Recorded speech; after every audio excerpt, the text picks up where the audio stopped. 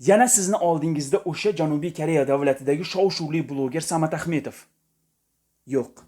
Biz xalqni o'rtasiga hech qachon fitna solmaymiz. Faqat xalqning ichida bo'layotgan haqiqatni yuzaga olib chiqamiz. Yuziga imomiy niqobni kiyib xalqni o'rtasiga kirgan Abdug'offor qori bu mavzuni eng avval ko'targan men bo'laman.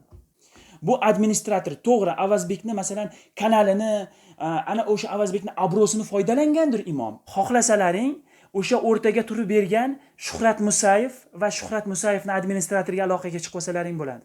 Xalqqa pulini joyiga qo'yib qo'ylaring. Hozir Janubiy Koreya davlatining Mokpo shahrida ham masjid solamiz deb ehson loyihasi qilinyapti. Hozir bizning o'rtamizdagi imomlar masjid masalasini, masjidning qurilishini uddalay olmayapti. Janubiy Koreya davlatida masjidlarga pul yig'ish mana shu kundan to'xtatilsin. Xalq bilan hech qachon o'ynashmalaring. Xalq bu imomga ishondi. Xalq mana shu Avazbekka Instagram sahifasiga ishondi. Lekin xalqning ishonchini bu insonlar oqlab chiqa olmadi.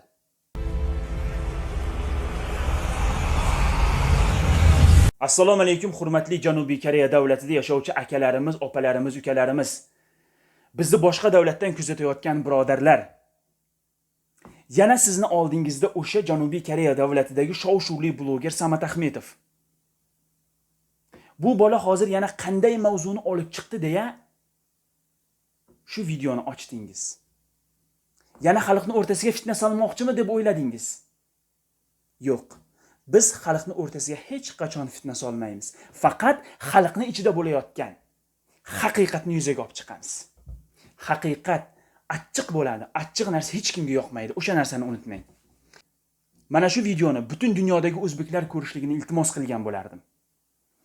Hurmatli obunachilar, esingizda bo'lsa, 1 yil avval Janubiy Koreya davlatida meni O'zbekistondan imom qilib jo'natdi, Janubiy Koreyadagi musulmonlar uchun deya yuziga imomiy niqobni kiyib xalqni o'rtasiga kirgan Abdug'offor qori. Men u insonni hech qachon qori deb hisoblamayman. Sababi qori inson Qur'onni o'rgangan inson, Qur'onni o'qigan inson, Qur'onni o'qigan insonning qalbida Allohga degan mehr muhabbati bo'ladi. Insonning qalbida mehr muhabbati bo'lsa, u Allohdan qo'rqadi. Allohning uyiga deya yig'ilgan pullarni, ihsonlarni, xayriyalarga hech qachon xiyonat qilmaydi. Bu imom nima qildi? Bu imom Janubiy Koreya davlatida masjid quramiz deb Janubiy Koreya davlatidagi ko'pchilik insonlarga ma'lum bo'lgan o'sha Koreya yangiliklari kanali Avazbek ikkalasi xalq o'rtasiga shunday bir g'oyani olib kirdi, gumbillatib turib videolarni chiqarishdi. Xalq rosa yaxshi qabul qildi bu narsani. Xalq ehson loyihalarini qilishdi. 20 taga yaqin videolar to'xtovsiz chiqdi. Boshqa internet tarmoqlarida bu narsalar reklama qilindi. Boshqa blogerlar o'zlarining sahifalarida mana shu masjid haqida savob olib qolaylik deya postlar qo'yishdi. Lekin imom xalqqa ishonchini oqlay olmadi. Imom koronavirus pandemiyasi bo'ldi deya O'zbekistonga qochib ketdi. Mana oradan 1 yildan ziyod vaqt o'tdi, hali masjidga yig'ilgan pullar yo'q. O inson, xalq senga ishondi, seni orqangda masjidda insonlar turib, jamoat turib namoz o'qidi seni orqangga, senga ishonib. Masjid solamiz dedi, senga butun borini berdi, mehrini berdi insonlar, qo'lidagi xayriyasini berdi. Masjid solaylik, oxiratimga savob bo'lsin deya. Senlar nima qildilaring? Xalqqa aldadilaring. Oddiy xalqni aldadilaring. Bu mavzuni aziz vatandoshlar men 1 yil avval olib chiqqanman internet tarmoqlariga. Bu mavzuni eng avval ko'targan men bo'laman. Xalqni aldayapti deb ko'tarib olib chiqqan inson men bo'laman. Ular internet tarmoqlarida hamma joyga tarqaldi. Ko'plab insonlar bizga negativ fikrlarni bildirdi. Hattoki o'zimni Qozog'istonlik fuqarolarim menga qarata tosh otishdi. Avazbek pul yemagan, qori shu Abdug'offor degan pul yemagan, senlar xalq o'rtasiga fitna solyapsanlar deb. Mana kecha Ozodlikda yana maqola yoritildi. Bizda shunday dalillar bor.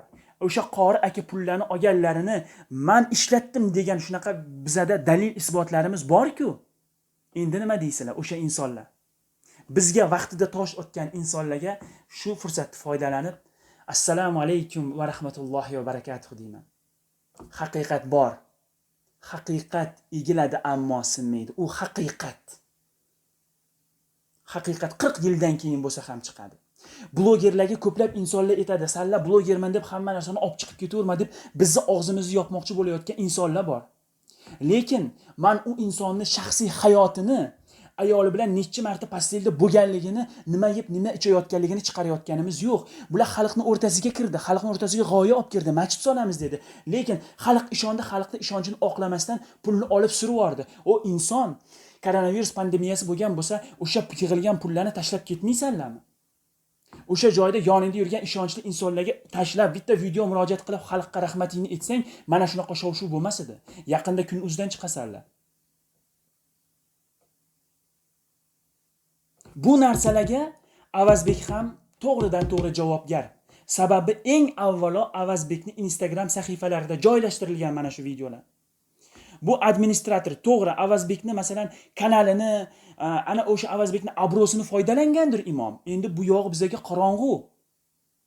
Lekin o'shani sahifasida chiqqanligi uchun u inson ham javob berishligi shart deb bilaman.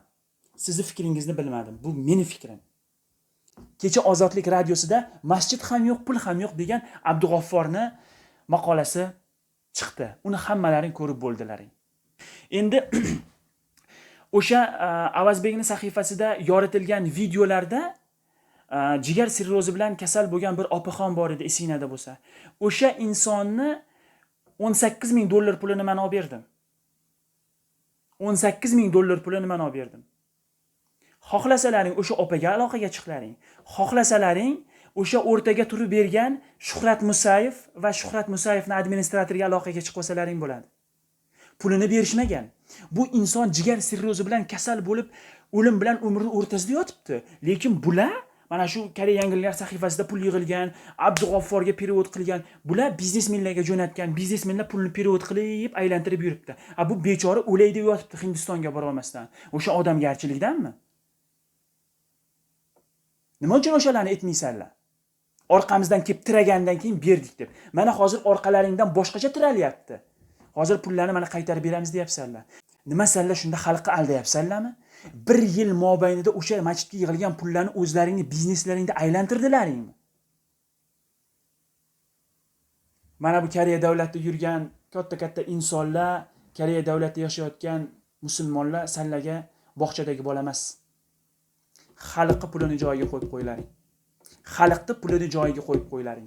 Va mana shu Koreya davlatidagi butun musulmonlarga men shunday taklif etamanki, hozir Janubiy Koreya davlatida masjidlarga pul yig'ish to'xtatilsin. Toki mana shu qilib qo'ygan mana shu xatolarni hammasini to'g'rilamaguncha masjidlarga umuman pul yig'ilmasin. Hozir mana prямой efirda ko'rsatyapti, xalqdan yig'ilgan pul bunaqa deb itogisini ko'rsatsin, bankdan chiqqan qog'ozni. O'sha joyda chiqib turadi hamma narsa. Yo'q, ular o'zi tagiga yozib qo'yibdi. Xalqdan yig'ilgan pul mana shuncha, ishlatilgan pul mana shuncha, qolgan pul shuncha deb yozib qo'ygan. Xalqqa jinni deb o'ylayapsanlarmi? Nima uchun o'shancha doказательстволарing bor ekan sen? Hozir meni aytyapsan, bankka boramizda chiqarib olamiz deyapsan. Endi savol. Sen menga aytgansan-a? O'sha vaqtda kartalar qori akada, qori aka kelgandan keyin chiqarib beradi deb. Hozir seni qo'lingda qayerdan paydo bo'ldi bank kartalari? Bank hisob raqamlari qayerdan paydo bo'ldi? Albatta bu savollarga Avazbek javob beradi degan umiddaman. Hozir Janubiy Koreya davlatining Mokpo shahrida ham masjid solamiz deb ehson loyihasi qilinyapti. Juda ham ko'pchilik insonlar mana 2 oy bo'ldi bizga to'xtovsiz qo'ng'iroqlar, to'xtovsiz ma'lumotlar kelib tushyapti. Lekin hali ham tekshiruv ishlari boshlandi. Endi bitta narsani aytay, u joyda ham hozir oz emas, juda ham katta pullar yig'ilganda. Juda ham katta pullar yig'ilgan. Hozir mana Avazbek ham aytayapti, bu joyda qorilar ham aytayapti, pullar yig'ilgan, pullar turibdi, yer olingan deb. Bizaga nima keragi bor pulni turganini? Bizaga o'sha narsa ehson loyihasiga ishlatilsin. O'sha masjidga solinsin o'sha pullar. O'sha masjidni boshlanglasizlar. Fundamenti quyiladigan bo'lsa, stroykasi boshlansa, butun xalq yordam berib turib o'sha masjid quriladi. Hozir mana aylantirasanlar, har jumada chiqasanlar, har jumada chiqasanlar. Ehson qiling, masjidga ehson qiling. Masjid bo'lgani yaxshi, lekin masjidni ham to'g'ridan to'g'ri nazorat qiladigan odam kerak bizga. Men shunday taklif bildiramanki, musulmon davlatlaridan, ya'ni bizning tilimizni tushunadigan O'zbekiston, Qozog'iston yoki Qirg'iziston davlatlaridan davlat tomonidan bitta imom yuborilsa, Janubiy Koreya davlatiga hujjat bilan Janubiy Koreya davlatiga. Ana o'sha inson mana shu masjid masalalari bilan to'g'ridan to'g'ri ish olib borsa degan taklifim bor. Sababi hozir bizning o'rtamizdagi imomlar masjid masalasini, masjidni qurilishini uddalay olmayapti. Pul bor, natija yo'q. Hozir shunday taklif bildiramanki, butun xalqqa Janubiy Koreya davlatida masjidlarga pul yig'ish mana shu kundan to'xtatilsin. Hech qanday masjid deb chiqqan insonlarga pul bermanglar. Toki mana shu qilib qo'ygan xatolari, mana shu Kime shahridagi masjid solamiz deb yig'ilgan pullar o'rniga qo'yilmagunicha hech kim pul yig'masin. Xalqqa aldab, biznesni zo'rini qilibsanlar. Xalq bilan hech qachon o'ynashmalaring. Xalq shunday narsaki, seni shunday ko'taradi vaqti kelsa. Vaqti kelsa shunday terskari tashlab yerga chalpaq qilib tushiradigan ham xalq. Seni kim bo'lishingdan qat'iy nazar. Sen ilmli bo'lasanmi? Sen qori bo'lasanmi? Sen davlat xodimi bo'lasanmi? Xalqqa qizig'i yo'q. Xalqni aldadingmi? Xalqqa sen dushmansan. Shu narsani eslaringdan chiqarmalaring. Xalq bu imomga ishondi. Xalq mana shu Avazbekka Instagram sahifasiga ishondi. Lekin xalqning ishonchini bu insonlar oqlab chiqa olmadi.